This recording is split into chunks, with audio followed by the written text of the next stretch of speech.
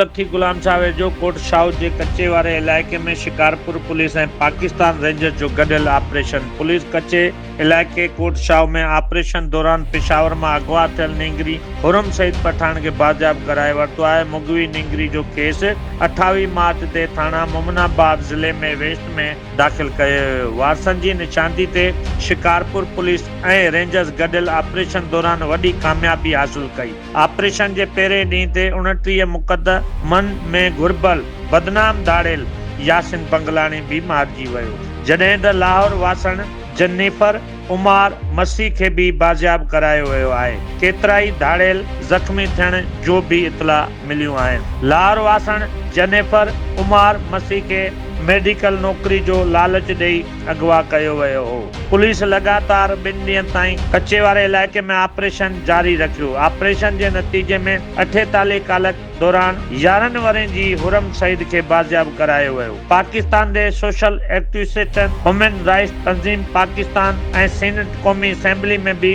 हिन मामले जो बहस थियो हो। इहो क़ौमी असेंबली मसइलो बणिजी वियो। ॿिए ॾींहं जे ऑपरेशन दौरान ॿियनि सूबाई अगवाकार गैंग जो दाड़ियल नौशरो फिरोज वासी मुल्ला अब्दुल वहीद भी मारिजी वियो। मारिजी वियल दाड़ियल मुल्ला अब्दुल वहीद निंगरी खे कच्चे वारे इलाइक़े में विकिरो कंदो हो। ॿियनि सूबाई अगवाकार गैंग जो अहम सरगर्नो मुल्ला अब्दुल वहीद 7 मुख़्तलिफ़ मुक़दमनि में घुर्बल हो। सिंध हुकूमत जे सरेंडर पॉलिसी तहत जेको दाड़ियल पेश थींदो, इहो कानून मूजिब केस खे मुंहुं ॾींदो। जेको हुकूमत खे चैलेंज कंदो, उन जो भी इहो ई हशर थींदो जेको इन्हनि 2 दाड़ियलनि जो थियो आहे। अहिड़नि ॾोहनि में मलवर सभिनी अनासरनि खे बेनिकाब कयो वेंदो ऐं खेनि कानून मूजिब अंजाम ताईं पहुचायो वेंदो।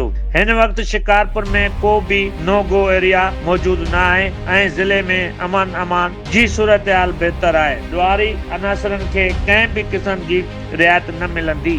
अवाम जी जान ऐं माल जी हिफ़ाज़त ख़ातिर रत जे आख़िरी फुड़े ताईं विढ़ंदासीं। SSP शिकारपुर मोहम्मद कलीम।